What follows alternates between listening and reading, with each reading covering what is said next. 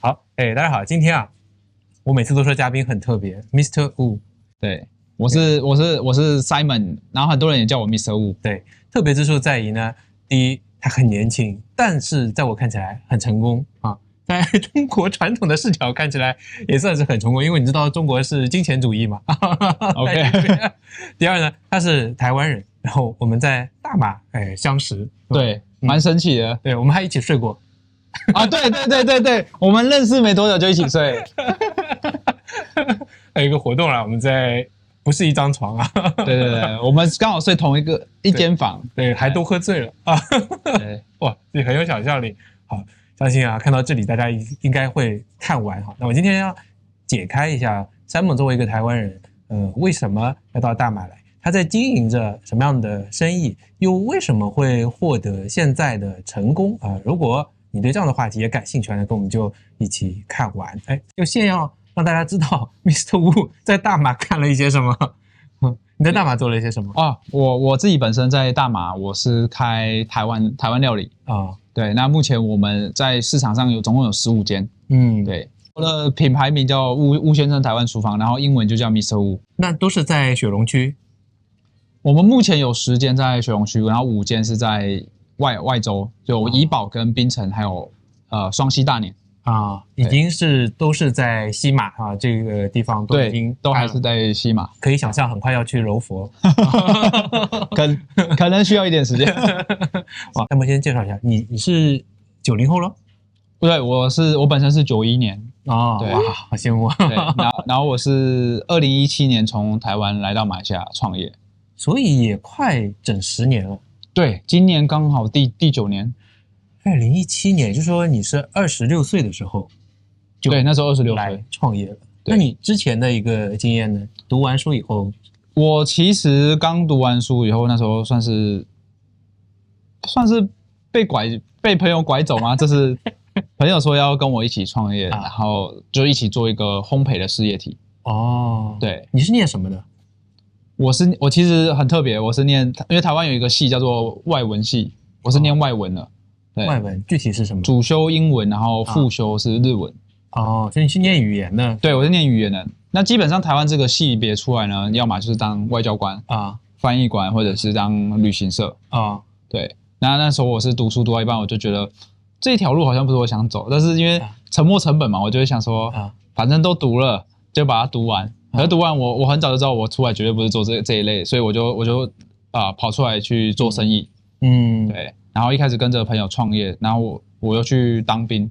我们台湾要当，我那个时候要1年啊。当完1年以后，又在我朋友那边工作一段时间，我才觉得说，好像这个环境不是我想要待的。那个时候就是一个感觉是有一股感觉被压制的感觉，但我不会说就是那个时候是每一天忙到很晚，回到家就会觉得是不是我不够努力。一开始会这样想，可是我尝试了各种努力的方法，我能试的都试了，可是好像也得不到我想要的结果。可是我又问我自己，我到底想要什么结果？我在想，我想要有一个就是可以一直被我放大的事业体。直到有一次我其实会很多人会问我为什么来马来西亚，那其实是我妈妈，算是我妈妈的哥哥是最先来马来西亚，他大概是20多年前就来马来西亚开工厂。OK。对，然后那时候做的还不错，他就又拉了我妈妈大概10多年前。那时候他其实有跟我聊过马来西亚，其实我那时候完全没有任何兴趣。我们还没跳到这里。OK。先首先了解到，就是说你家里是有经营、经商创业的这个经验的，可是对吗？对。不过跟你做的事业应该没有太大关系。我妈妈可能跟我比较有关系OK。那你毕业以后，你做烘焙这几年成功吗？我觉得算我觉得那个不能叫成功，那个叫做让我真正体验到创业的辛苦。那你最后离开台湾的时候，创业成什么样？烘焙多少员工，多少店？因为那时候我们烘焙做的，我们也很特别，我们没有开店，我们反而是做别人的央厨，就是帮别人供应这样子，供应给那些咖啡厅。那你的卖台湾菜和这么多的其他台湾菜比起来，有什么不同呢？其实那个时候我刚开始做这个品牌的时候，我有观察过市场上的台湾菜都是在主打正宗，但其实我发现台湾有另外一个特点叫做创新，所以我们反而是一直在主打就是结合马来西亚一些特别的口味，我举例来讲，像我们有出一个叫咸蛋咸酥鸡饭，就咸蛋是马来西亚当地人很喜欢吃的一种口味嘛，那再结合台湾的传统的盐酥鸡，做一个口味上的结合。对，盐酥鸡因为是不会盖在饭上，一般来讲是吗？你们吃的对，盐酥鸡基本上都是一个小吃嘛，然后我们就把它变成一个盖饭，这样可以卖更多钱。OK， 现在已经有开15家店了，那你是几年开始在大马开店的？我是17年来嘛，我基本上大概半年我就开店了，待了半年就开店，所以很快啊。这个当时是怎样做调研，怎样决定说你在这边原先是烘焙做别人的供应商，现在开始要自己做一个自己的品牌，还开台湾菜呢？它是怎样的一个过程？这个其实很多人不知道，是背后有个故事。我原本就是因为我那时候是做烘焙很多。原物料啊，其实那时候我们最想做的事情，我一开始最想做的是冰淇淋就是那种拿着走可以吃的 ，OK， 就意式冰淇淋 ，gelato， 对 gelato。然后结果我来了马来西亚，我做了市场调查3个月，问了很多人我发现冰淇淋不能做，为什么？因为虽然马来西亚一年都是夏天，对，但是我们走到哪都是有冷气的，所以大家不会下意识的说我要吃个 gelato。让我解暑，所以我大概来了3个月后就放弃这个想法，然后我会投入台湾餐，主要是因为我妈妈本身也是做台湾餐，对，所以我一开始是去骚扰我妈妈。她也是在大马创业吗？还是说在台湾有自己的店？她没有，她原本在台湾嘛，后来她来到马来西亚就开店，对 ，OK， 所以一开始我是想说要帮她的生意给放大，然后我也是大概待了1个月吧，我就被他赶出来。为什么？他就说：“你现在年轻人太多想法，我觉得你应该有自己的一片天。”那时候听起来哇，我妈好支持我。我现在回想起来，原来他是把我赶出去。他不希望你破坏他的这个调性，对，他不希望我破坏他的调性，因为我每一天都是他进店的时候，我都跟他讲：“你知道你这一点可以怎么改？怎么改？”他一开始还会认真听，他后面已经受不了了。结果你开的比他还多吗？对，很成功啊！年轻人，你看，果然是一派天啊！结果我 echo 一下，我觉得你不卖 gelato 也是对的。我觉得还有个很重要的原因是 gelato 价格降不下来啊！对，你不能像蜜雪冰城那样2块钱啊！没办法啊，真的没办法。你卖的是 gelato 吗？所以就不开商业模式，可能很难成立。真的，那你的过程是怎么样的？一开始开了多少家？然后慢慢是怎么样一步一步到现在可以开到这么多家呢？我们其实一开始，我第一间跟第二间其实中间隔了2年，所以第一间基本上都是在摸索，跟到底找到口味。我觉得尤其是口味这件事情，因为当初开的时候我也被框架，我会觉得说，你是一个台湾人，你做了台湾菜，要追求正宗，对，但我大概做了大概半年以后，我才发现你的认知的正宗跟本地人认知的正宗可能是不一样的。他可能的正宗是可能他在某个时间段吃到的第一次的卤肉饭是可能别人给他吃，他就认知的那个味道就应该是那样。所以我后来发现，连正宗这件事情也是很主观的。讲得非常好，对，让我想到左宗棠鸡。这个比喻很好啊，对吧？就像我们那个。我们分会不是有个培训，他就说人们根本就不关心你说什么，直到他觉得你关心他的时候。对哇，这个那你做的就跟你妈妈的事业就完全没有什么关联，完全是你或者说那个分类和调性这些都没有什么太大关系，没有太大关系。你自己你第一家店开在什么地方呢？我第一家店开在嘉义，因为其实一开始我妈的店也在嘉义，只是我们有一段距离然后我想说那时候也离家近嘛，我那时候住嘉义，所以就开在那边。这很特别，开在嘉义真的很特别。所以当我那时候出去就是认识别人新的朋友的时候，他说你的店开哪里？他说开在嘉义。他说为什么外国人开店开在一个这么偏的地方？对。那有没有得到一些像你妈妈的一些帮助啊？资金上啊、供应商啊，或者他的一些经验、员工？我觉得这个真的算是我幸运的地方啊，就是因为我妈妈已经基本上帮我试错了一轮，所以基本上我算是有一点，一开始是算是借她的壳，对，然后但资金的话就是我的舅舅，对，我的舅舅去提供支持，所以他们算是我的创业一开始最大的帮助，对。我那时候才人生长这么大，第一次终于感受到什么在家靠父母的感觉。哇，这讲出一种甜蜜感啊！人家我们一般讲这个是有一种羞耻感。那你跟你台湾原先积累的人经验这些都完全就没有关系了，相当于还是在一个国外完全从头开始，可以这样说吗？对，但是我觉得台湾那段经验反而是让我有了一个怎么讲，算是做生意的底气吧。因为那个时候做烘焙，我几乎每一天要跑15间到20间的咖啡厅。OK， 所以我大概知道，原来他们大概生意的模型都是这样子。所以当初我在设计我的店的时候，我就是依照那个模型下去设计，还有那个调性。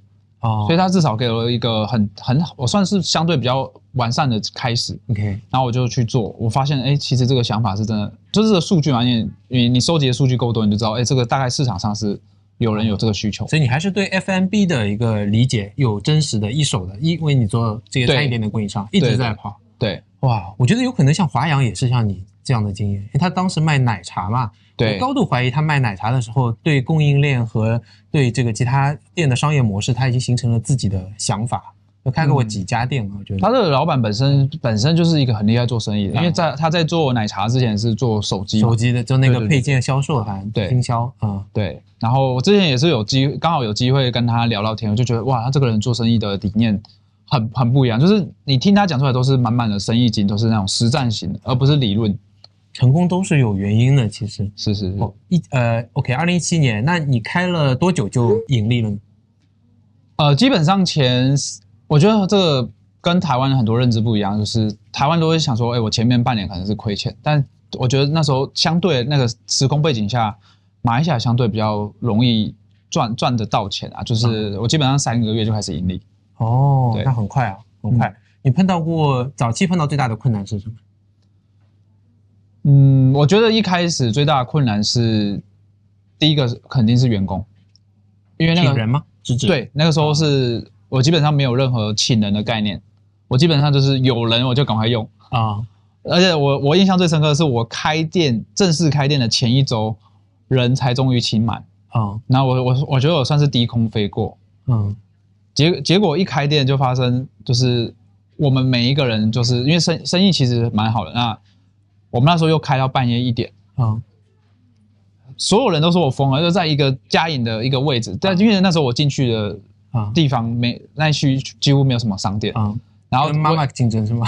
没有跟妈妈竞争，妈妈离我还有一段距离。对，就是那一区的人都觉得我是疯子，为什么我一个台湾料理会开到凌晨1点？然后我就想说，因为反正都没人开，我就开到1点试试看嘛。你只是想试一试？对，我就想说，因为我要收集足够多的数据，我才知道我怎么设定，到底营业时间要定在什么时候。哇，你其实是一直有那种数据思维在里面的。现在回头看讲是数据思维啊，那个时候我觉得比较是偏不怕死。所以你做老板，你是比较 hands on 的，就是手会脏的，还是比较 bossy 的？我现在看到你，我觉得是比较 bossy 的，应该不太想管很多事，经常看你拿一个 iPad 就在指挥。我不知道你当时是但当时肯定是一开始一定是要自己都要自己来，因为也就是你摸得够熟，你才有可能才可以变成一个 bossy 的人嘛，不然你承认了对。当时那家店有多大呀？面积来讲？如果马来西亚应该是讲 square feet 嘛那时候应该是1300到1400，也不小。那大概有50张桌子，50个位子，差不多对。为什么一开始就可以生意做到很好？很多店好像它启动的时间会比较久，还要经过一些宣传客户的反反复复，才会积累到第一批客户。我觉得我幸运的点是刚好我选在那一区是本来就有隐性的需求，只是因为可能当初没有人去开这个生意嘛。那刚好我又是做台湾品类，台湾品类在那区就更没有，那区基本上就只有就是茶室，对。那我在那一区就基本上自带流量，因为你有话题嘛，人家说，你那附近有开一个台湾吃，可以去吃吃看。对，我觉得我觉得算就那个2017的那时候背景，我真的觉得。就是以这几年来比较，我真的觉得哇，那真的是黄金年代哇！这个大马的多元哦，我发现也是这样。你看，上海什么什么菜，对，也是，对吧？像当然很多各省的，再加上各个国家的，它带上一个前面地域的标签，大家都非常乐意去尝试一下，去尝鲜一下。这其实也是我很爱马来西亚的其中一个原因之一，就是他们接受的多元性是真正的很包容。难道台湾不是这样吗？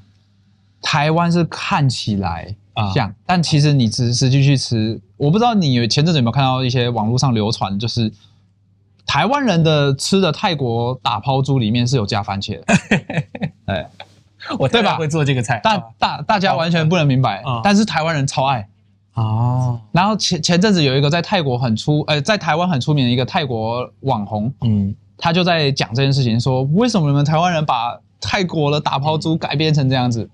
那后来就有人在探讨这件事情，就是台湾人所谓的包容性，其实都是改成自己的味道。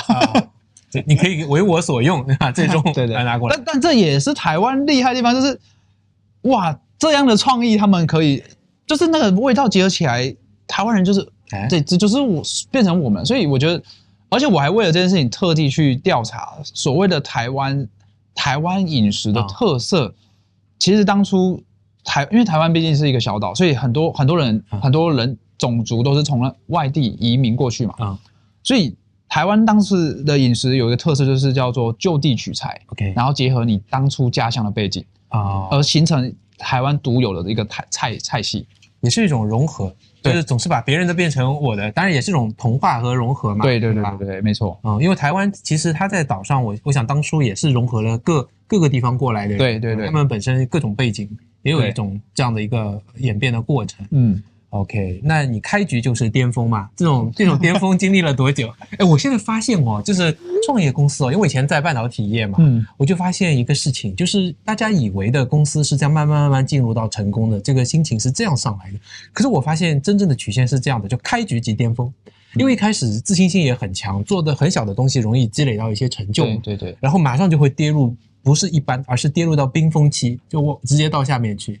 后来很快又发现事情完全不是这个样子，再慢慢爬起来。你后面会是怎么样？我不知道，应该还比较顺吧。我觉得你这讲得很好，我觉得开局即巅峰，这算是马来西亚的，算是一个优势吧。因为就我讲的当时的时空背景，你开局即巅峰是很容易的，而且大家对于新的东西、新的品牌是相对愿意去支持。那我那个时候一开3个月，生意很好可是后面生意下滑的原因，就是因为其实我的营运系统是负荷不来的超出这个 capacity。对，然后那时候我印象最深刻是我每天陪我的团队洗碗洗到半夜，我们是洗到我们在厨房里面睡着，真的洗碗到睡着，真的。然后醒来的时候发现一脸泡沫上，起来的时候我们就在怀疑说，我们怎么会在这边然后再想说，然后看了时间，哇，再过几个小时又要开店了。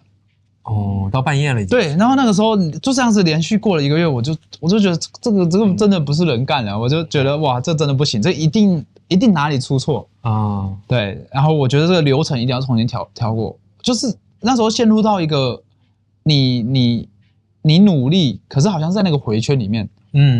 对，虽然看得到钱，才有这种感觉。他开店3个月就有这种感觉，哇！那个时候真的是，我觉得除了身体累之外，还有就是人一累的时候，你没有心情去想其他的。对的，会有一种 burnout 的感觉。对，然后又加上那时候我的团队也很年轻应该也都十几岁，16、17他有最大一点的可能20。OK。大家又比较血性方刚，就觉得又累嘛，就很容易吵起来然后我那时候印象最深刻的是，生意很好的时候，有2个人在厨房里面吵架哇！你要想那时候桌上一堆单然后2个人在厨房吵架，我那时候就想，我到底要怎么办？我到底是要先管客人，还是先管他们？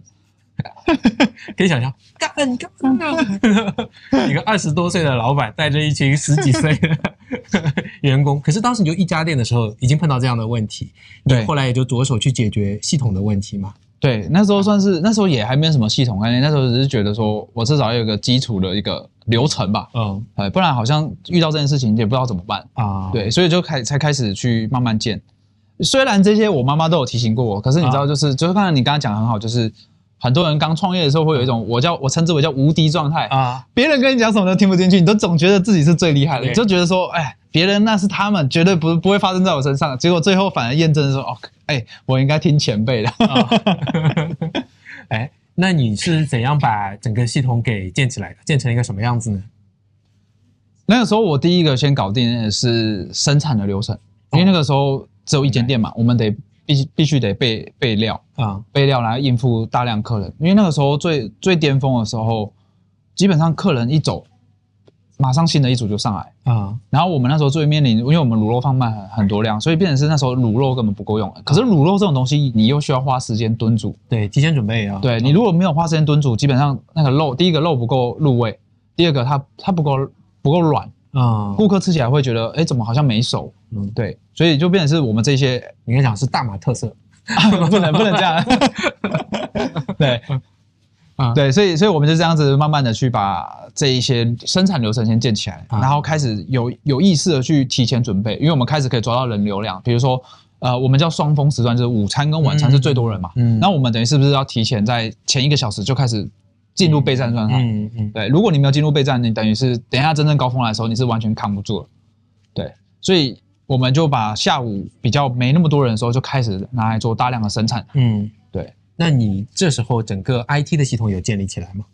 我讲说那个时候根本对，那时候没有什么 IT 系统。供应商可以配合到吗？因为我想你对供货、对运输应该都有蛮高的要求吧？那时候一间店嘛，你就只是很传统的，就只是跟传讯息跟打电话叫货，然后慢慢的你过了2、3个月，你才开始建立起那个大概知道叫货量啊，你就可以抓得到啊。不然以前几乎每天都是，哎，我走进厨房，他就说老板这个东西没了，我就要马上冲出去买，买回来的时候他又跟你讲这个东西又没了，另外一个东西没了，你又得冲出去买啊。然后我就觉得很奇怪，为什么你不能一次讲完？我后来才发现，哦，大家其实抓不到那个量。比如说在当下那个节点，这个东西确实没有什么人点，那突然间又有一段时间又很多人点这个东西，对，所以后来我们开始抓一些基础的量，我们就知道怎么样去准备，才不会去断货。OK， 所以你花了多少时间把相当于这整套后台运营的 SOP 把它给建立起来的？基本上大概花了8个月的时间。哦，那也蛮久，这样就开店快要1年了。对，那时候开店快1年。整个过程有没有一些人员的流失呢？有，那时候你很喜欢的员工，你非常希望未来跟你一起创业，变成未来的 VP 的员工，结果走了，怎么留都留不下，5杯酒下肚，还是说对不起？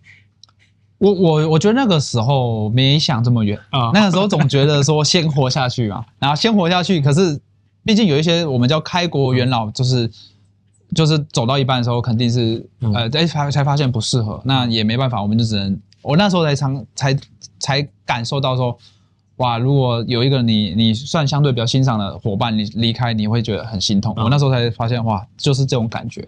对，所以他们现在走了以后还好吗？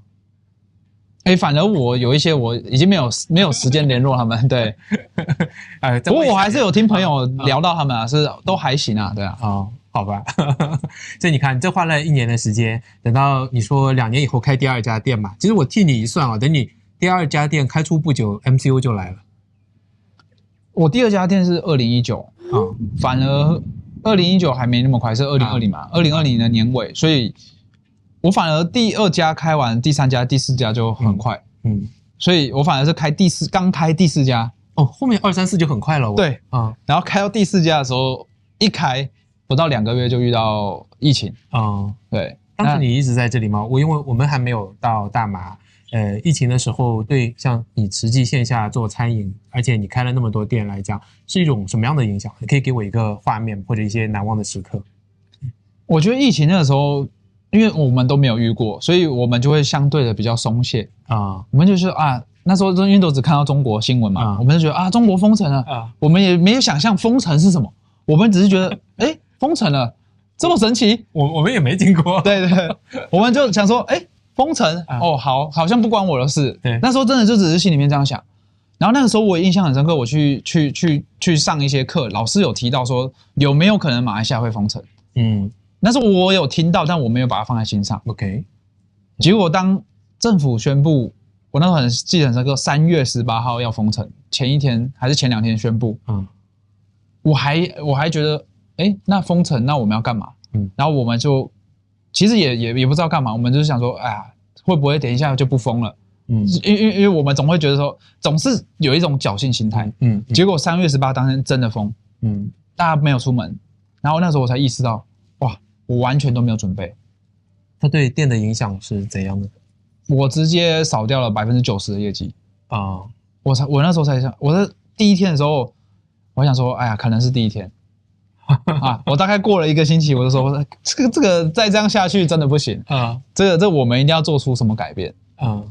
因为那时候前1个星期，我们就想说，哎呀，没事啊，反正把它当做放假嘛，大家开心一点。我还主动出来带员工说，最快乐的对 MCO 的，哇，年轻真的是有年轻的优势。对，我们那时候真的叫不怕死，然后就跟他讲说，哎，大家没事啊，我们就先当做放假。对，我又没少你工资。对，反正我也没砍工资嘛，我们就当做放假，好好休息一下，说不定过个几个星期，因为那个时候我在台湾有很小的时候经历过那个 SARS 是，但真的印象太薄弱，我完全忘记 SARS， 可能太小就没有感受。对，我那时候在念大学，但还是蛮吓人的，我觉得。那我这真的没什么印象，我印象中唯一记得我反而对 SARS 是快乐的，你知道为什么？因为那一年暑假，我飞去加拿大去参加夏令营啊，我是可以坐商务舱的，因为那时候机票超便宜，因为 SARS 的关系，我反而对他印象是好的。OK， 那突然哪个点就突然变得很紧张了？就是1个星期过后，我发现这样不对，这样好像我这个月的工资好像发不出来，因为你跌掉到发不出来吗？那就真的OK， 你就等于得用公司前要用以前的利润了，不能就是赚到的现金来发。对，然后那个时候我就开始在想深一点说，如果这件事情再持续3个月，那我不是3个月都得这样子啊？对，那我们是不是应该要做点什么？对，那个时候我们就开始把我们的菜单拍照上传到脸书，就是 Facebook 的群组，去接单。这一开始我觉得，效果蛮不错的。我当你说要做，就是裁员了。没有，还没有到裁员，还没有。我们总是要努力过才那个嘛，不可以随便放弃。但是我觉得你这个转变很快啊，因为我们虽然只来大马3年啊，但我们现在看到的一些品牌，听到的很多故事，让我意识到，实际上 MCO 让一大批店倒下，也造就了很多新的业态和新的品牌。对，也都是在那个时候蓬勃生长起来，就像森林被火烧过以后，肯定有新的植物蓬勃成长起来的感觉。你这么快就想到说，我放上脸书去做这个外卖啊？因为可能我们平时就有看别人在脸书贴就是卖东西嘛，我们就想说，那我们食物可不可以？反正大家都不能出门嘛，那大家还是有吃饭的需求，那我们就把它贴上去卖。那很幸运的，至少有人点。可是后来发现点完最痛苦的来就是送餐的问题。对，我也想问。送餐的时候是我们可能有3到5个员工负责送餐。OK， 每一个人就是一台车。一天可以送多少单？这就是重点。一天送不到多少单。我先说一下因为我们开业的前3个月是前半年我是自己送的但我每周只送1天了，我想了解客户嘛。我觉得最多从中午去拿货，然后到晚上送完1天，也就最多的时候14单，12个单的话，我觉得已经蛮难了。你的单应该也是提前很分散，对，一天会会有，但我们的外卖单是很多是当时临时下单，点了就要出去，对，所以很多时候是会发生一个状况，是我可能刚去开了30分钟，去到那一区送完以后，回到店里面那一区又多了1单，这很 suffer 啊，所以回来拿再，所以有时候员工跟我讲说，你知道我今天真的都在开车，开到我快睡着，很辛苦。那时候我还发现哇。这样也不行，所以那时候我们没有做外卖，所以我们那个时候才敢说赶快说一定要上架外卖平台，不能再这样子拖下去。OK， 对那时候还是有外卖平台还是工作的，对吗？对，我那时候外卖平台可以工作，所以你就转成全部让外卖平台来接管，那你员工只要在这边生产和接单就都客服，对，就可以。然后那时候刚开始上架外卖平台，我们也想得很简单，我们只是就把原本的菜单，我连照片都没有，我只是把菜单打文字而已，然后上架，价钱也是一样，就直接上架上去。上架完结果一点点单而已，大概可能一天可能做个10单而已，顶多10单。10单那时候我们觉得哇，好厉害哦，可以做到10单哎。那我后来就觉得也还是不对啊，你现在虽然有比以前好一点点，但你的业绩还是没有回到以前的样子，所以这样下去你还是没办法养得起团队，而且物流成本蛮高一下，对吧？对，所以我们有赶快想说，我们先去，我那时候就想我要去学哪一些品牌到底怎么在线上做得好。那个时候市场上外卖做得好最好的就是麦当劳跟肯德基嘛，我就去看他们的菜单，然后看菜单的时候我才发现，哇，他们菜单第一个有照片对，第二个是让你尽量不花你的大脑去思考你要点什么，因为它都是套餐式的。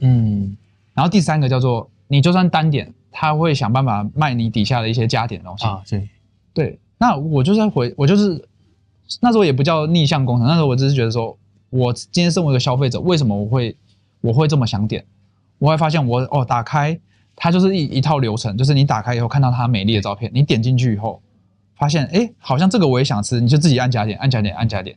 然后我就一样，另外一只手我就打开我的外卖平台，我发现我没有设计这些按钮给顾客，所以就算顾客想吃你的东西，他的体验是不好的，你没给他选择，对吧？对，所以我第一个调整就是我们菜单的设计还有流程，一调整完以后，哇，那个时候我终于知道我们做对事情了，那时候业绩开始一路狂飙OK，数据会说话的，对，那 Grab 这些它 charge 你的这个 percentage 还是蛮高的嘛，这怎么你需要 mark up 一些价格吗？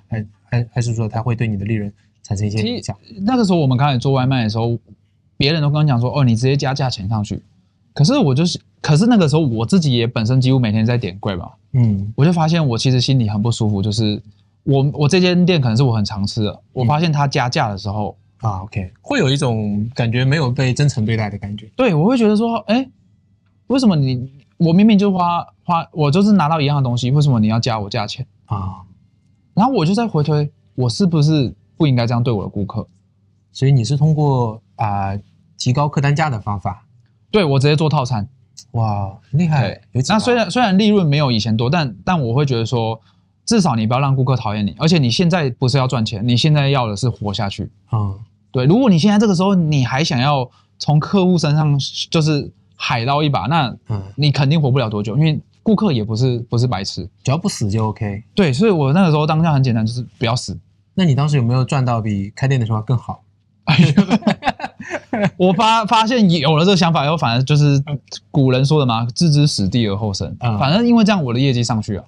哇！因为我反而就是没有加价钱。对啊。所以在大马的话 ，MCU 过了多久结束了？其实来来回回拉扯了大概3年吧。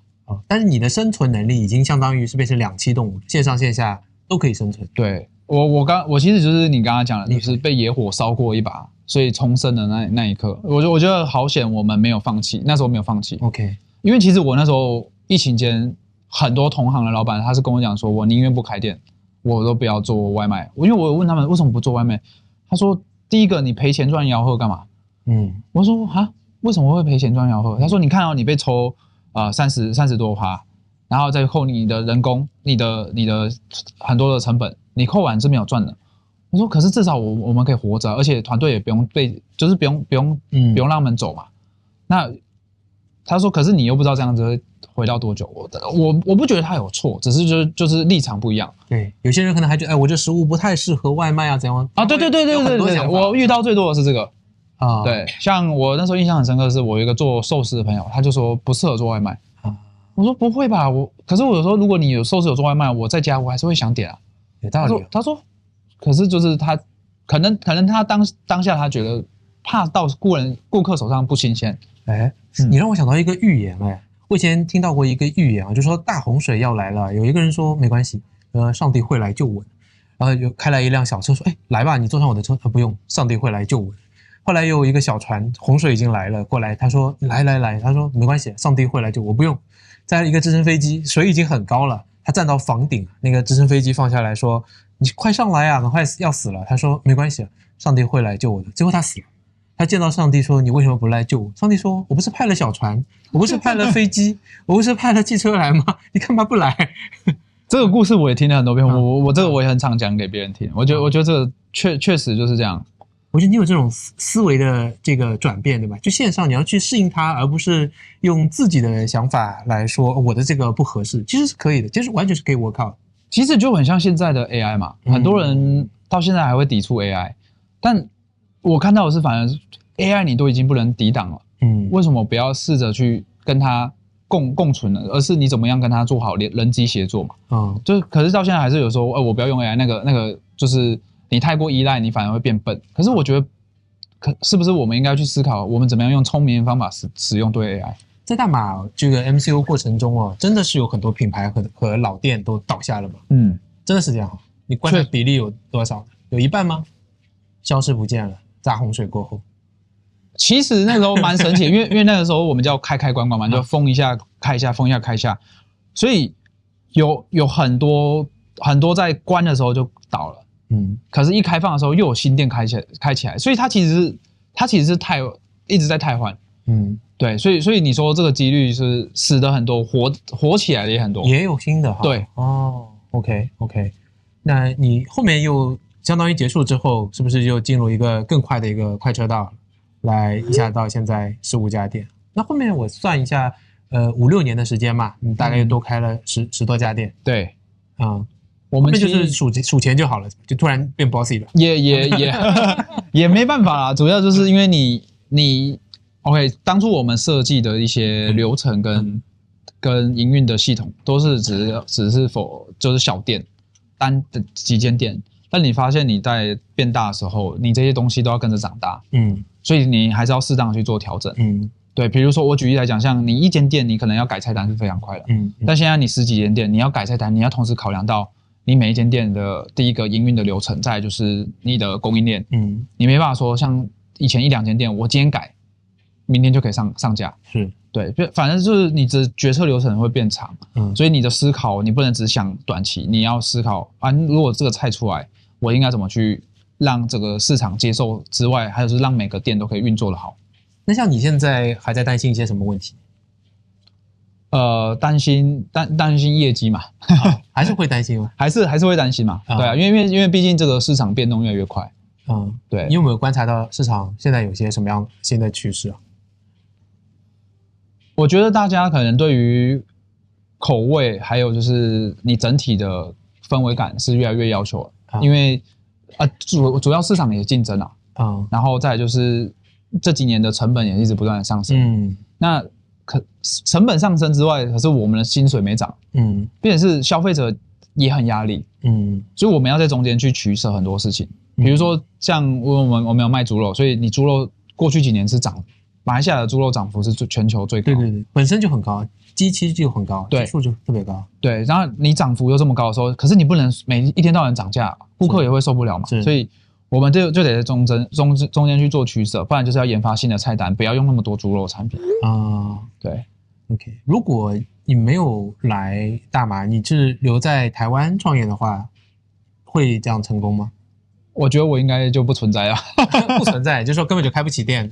对，因为我觉得光开店成本台湾就真的太高了，跟大马没有得比。虽然大马现在开店成本也越来越高，但是我觉得相对比起台湾还是便宜对，我也有发现就好比在上海，大家觉得东西不好吃，可是我看它整个成本里面租金就占了大头对啊，就很难做出便宜又好吃的东西。对，或者就是说现煮，它做不到，真的做不到。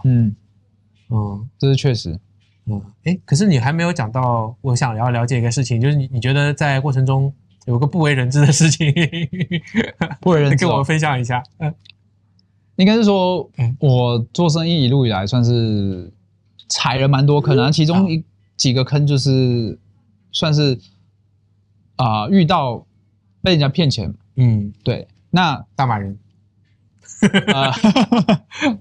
被人骗钱，对，我们不要讲谁就对，没关系啊。对，反正他的套路，我跟大家分享，就是如果以后你们遇到，你们可以去注意，就是他第一个，他一定很重视他的排场，还有头衔啊，他一定会包装的非常好，他认识谁，或者是他有什么样的人脉，然后他可以带你去到哪里，这个就是基本的大概率骗子的起手式。OK。对，因为我有发现，真正厉害的人，他不会一开始上来就一直讲他有多厉害，他可能很珍惜这样的人脉，不会对你不认识丢给你嘛。对，没错。反正我觉得我没有说全部一定是，但大概率是。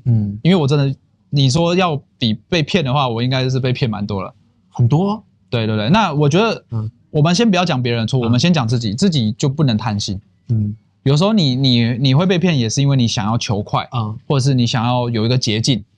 然后你就会被陷入到那个迷惑当中对，这是我一个最大的感触。那个时候的状况下是这样，他把他的头衔包装得很好，他也办了很多线下活动 ，OK， 那网络上也看得到他，那他总会用很多的名义，就是邀请很多人，那表面上就觉得哇，他也认识很多人吧？那我们有因为也是一个活动认识了他，那一开始我也跟他没什么交集，后来。活动过后，他反而来找我们说，他其实有关注到我们的品牌，我们其实很用心在做。那当然我们就会觉得，哎呀，被人家看到很开心，对，让你感觉是我是被关注的，对，很特别。然后下一步来了，下一步就是传统人家讲的 PUA， 他就开始讲，可是你们的品牌还有什么地方可以变得更好？那我们当然就虚心接受，我们就说好像你说的也是，他就开始讲说，你们可以怎样做，怎样做，我们说好，我们可以，我们会去改。然后明白，这是第二次，就是说会 offer 一个好像他可以帮到你的小小的东西。那第二步还没到 offer， 第二步叫做先踩你。OK， 第一步叫先捧你，第二步叫是 PUA 啊，绝对是啊。然后第三步才跟你讲，哎呀，你们这么辛苦，不然这样子我来帮你们吧。你看以我的背景啊，以我的身份，我来帮你们，你们业绩一定可以增长。那当然，我们那时候就觉得说，哇，如果有你这个前辈来帮我们，可能会有不一样的结果。对啊，那。他才会进入到 offer 环节。那 offer 我们看了其实也没问题，我们也来来回回好几次。但问题来了，offer 一出来也没问题，他都写完，他会做些什么吗？真正的噩梦就是他执行的时候，他会不见吗？还是他不至于不见，但是他就是各种拖比如说他第一个项目他就拖了一个多月才出来。那我们那个时候谈的是我们分阶段付款，对。但我们就照样去履行我们承诺嘛，因为我们觉得说我们相信你一定会把它做完，我们是以人为善为基本嘛。那结果他第一次拖，我们就觉得他总是会给你理由那我们说好没事，那我们就继续。他又在找别的名目，就是搞什么活动要你额外付钱，就所谓的帮你增加曝光。那我们前面几次也是 OK。直到我们真的是大概第6个月、第7个月，我们觉得这不行啊！我们回过去半年，你好像每一个项目都有做一点，但都没有完成那这个真的不行吧？他只想靠一张嘴嘛，其实也可以我讲实话，真的就是靠一张嘴。可是你为什么会碰到很多次这样的事情？应该是说不同的事情啊。那我只是讲一个比较就是最大的案子，那其他的可能就是。他一样会把它包装好，像有的他会跟你讲说他想要跟你合作这是最常遇到的，就是要跟你合作开店啊什么的。那其实你跟他聊完以后，就发现他是要跟你空手套白狼我有遇过一个是那个店也不是他的，我也想跟你合作。现在有点难了，因为你就是久病成良医嘛，我现在就知道什么样是骗子嘛。OK， 所以我觉得我反而未来可能可以开一堂课，叫做教你如何识别骗子。可以的，就往往是从这个开始，大家会比较感兴趣对，很有意思。那你到大马就是这么年轻就来了，又比较成功的开创了自己的事业就是我不知道你怎么看这个地方因为台湾人。因为按照我们上回朋友 Michael 的说法，他也觉得很多人还是觉得我就生活在这个地方好了。OK， 我听你讲了很多好的地方，那我还是留在台湾好了，会比较好。你算是比较特别吗？还是跟还是就是很正常，大家都会觉得在国外去寻找新的商机。我觉得台湾是算很舒服啊，那不一定每个人都会想要放弃舒服的生活嘛。那像我那个时候反而我感受到的是窒息感。对，台湾虽然是舒服，但是我会觉得如果我是要有一个自己事业的人，在台湾可能没那么适合。因为基本上台湾也就这么小。基本上大的集团都拿完所有的市场。忘了你要打造一个100亿美金的这个大的帝国。对，在台湾就很难。对。那你觉得你成长过程中社会环境啊、家庭啊，有给到你一些什么，使得你有今天的这样的一些特质还保留在身上？我觉得其中一个很感谢的是我妈妈给我们教育吧，就是因为我父母算很小，他们就离异，所以我是跟着我妈妈。那我们从小就看着她是很努力的在养活，因为我们家是3兄弟，养活我们家3个男孩子。那我会发现他在我们成长过程中不会过度的去苛责我们应该怎么做，而是他会给我们一个空间让我们去尝试。我觉得这是一个很难被。就是到现在我都觉得说我也是这样对他们，对，我不怕他们犯错。OK， 对，我反而是会给他们空间，让他们去试错，因为你没有试，你怎么知道？原来我错了。就像我没有被骗，我怎么知道？原来也这样子也可以骗对吧？我觉得你还有个特质在你跟我分享的过程中我观察到，有些事情发生，就像你刚刚讲的，你会去尝试，会有问题嘛？但我就发现一有问题，你第一时间就会去找，真正的原因是什么？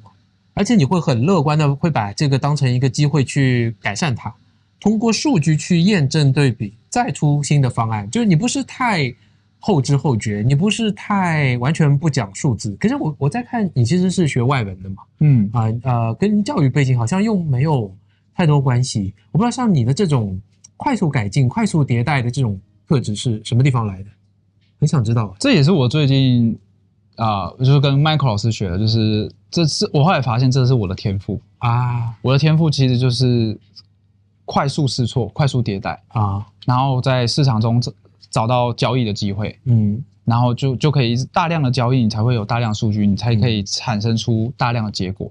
对，那即使虽然我刚刚分享我被谁骗，但是我不会去陷入在那个受害者情节太久。当然我心里面还是会不舒服，就是为什么我会被骗？但我不会把自己陷入在里面太久。因为当你把自己陷入在里面太久的时候，你就一直活在过去，你没办法就是活到未来。对，所以我反而就觉得说，我会复盘自己为什么会被这种人骗。所以我刚刚也很诚实的讲，是我贪心，我贪快。对，他骗我是他的不对，但是我自己也动了那个贪念嘛。对，就是我想要透过依靠某个人，或是有一个捷径可以让事业快速的做大，那这个本身这个念想出发点就不对。对啊，你觉得台湾人在大马开店和一个本地人大马人吧，来开的话，难度上来讲差不多更难，还是会更简单一点？我觉得如果以现在来讲是，反而台湾人会比较难，因为马来西亚人毕竟语言就已经先赢了一大半，对，然后再来就是很多政府文件，本地人一定是更容易处理。那再来就是当地的人脉嘛，当地人脉，如果你不是一个长期生活在马来西亚的人，你很难快速的去链接。就回到那时候，我2017年只是要找装潢，我就找了很久，对，然后最后做出来，当然不是说很差，但是我觉得还是缺了一点什么东西。直到我过了很多年，也是不断的在换装潢团队，然后才慢慢的找到比较适合自己的。其实就是说，这个过程中你也交了不少的学费，是对。如果有一个人接下来他也要在大马新开一个店，他想要取得成功嘛，我们不管他是本地人还是台湾人，你会给到他哪些意见呢？比较重要的几条意见。我会建议就是，如果比如说你今天想开餐厅，你去找你对标餐厅先去工作，是最低成本学习的一个方式，从模仿开始。而且这很特别的是，你去学习，别人还付你钱，对啊，市场上很少有这种机会，好过你直接投入市场，然后烧了一大笔钱才发现，原来我走错路了。其实我以前就是没有做这个，我就直接虽然我在我妈店里有学习啊，但我觉得时间也不够长，我没有看得够久。对，所以其实我后面也补缴了很多学费，但是后面补缴学费就会是巨大了啊，这是第一个嘛。对啊，然后第二个的话就是不要害怕犯错。我觉得这个尤其现在这么就是变化这么快的时代，反而犯错是你的最低成本，因为你只要知道说，这个东西错了，那快速修正就没有问题了。最怕的是什么？你一错再错，然后同一个问题不断的犯错，那这个成本就会不断累积上去。那因为像我看过很多，他可能上一个跌跤的地方是这边，他没有去真正的面对这个问题，结果他在某一次的人生经历以后，又遇到类似的问题，又跌跤了。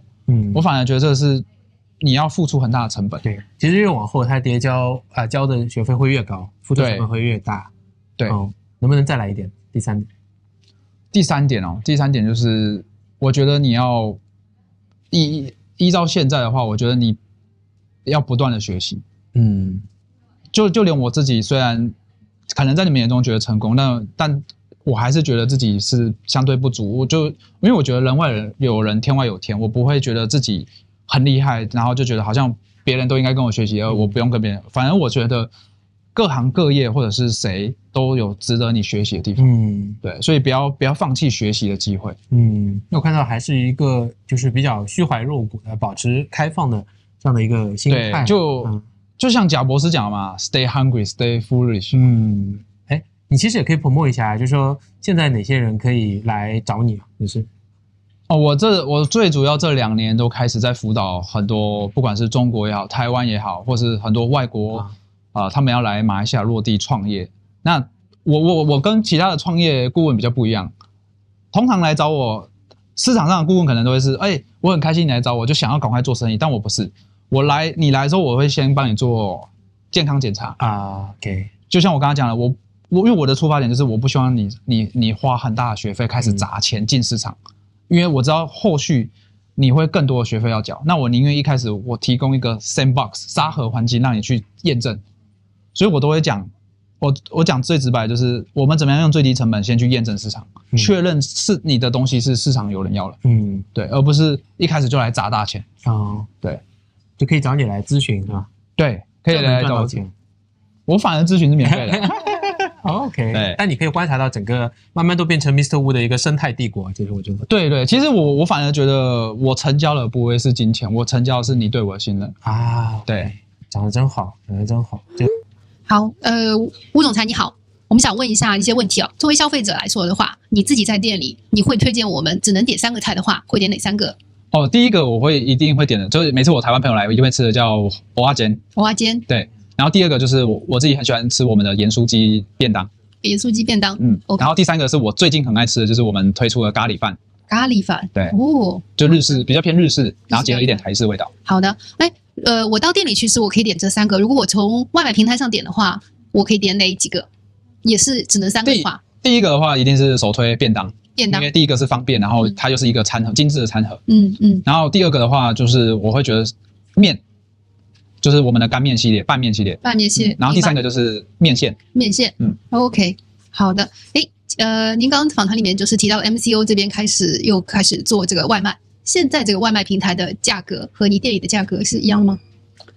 说实话是不一样的，因为我们是有一些是有附饮料的，那店里的话你都只是单点，没有附饮料。OK， 对，这个你觉得需要把它去掉吗？这个问题？没事啊，我觉得诚实就好。OK， 好的。第3个问题哦，就我们听一些台湾的 YouTuber 会讲到说，台湾很多的年轻人他们读了大学之后，他们会有一个求稳的心态，可能想要加入台湾的一些很大的公司，比如说台积电啊，或者说还是觉得作为一个打工人是一个很稳定的出路。但是你的这个想法很特别，我发现你好像出来之后基本上就一直在想这个创业。你的这个心态在你的朋友当中是不是也属于少数派？其实因为我讲一个很直接的可能是因为我在台湾以我的学历来讲不算高，那以我的背景也不算好，所以你说要我去一个大公司是基本上做不到嘛。那既然做不到，我都知道我活不下去，那我就换个地方打。明白。对，哇，谢谢您的坦诚。然后还有最后一个问题哦，你刚刚一直就是讲到台湾有个字给你留下来印象是叫窒息感嘛？我不知道是否是一种内卷，因为其实马来西亚人口很多人也会说马来西亚市场很小，人口很小，然后你也提到台湾小，但是为什么你会觉得你的事业在马来西亚会是一个能够发展，而不是在台湾呢？我觉得如果光以一个在台湾生活又在马来西亚生活，那个窒息感是很相对明显的。比如说在台湾，你领的薪水虽然换算马币是比当地人高，但可是你最后能就是存在手上可支配的收入是很少的，比起马来西亚的当地人是少的。你看，我举例来讲，像你在台湾如果有没自己的房子，你是租房，基本上可能就去掉你1/3，甚至有的是2/2的薪水。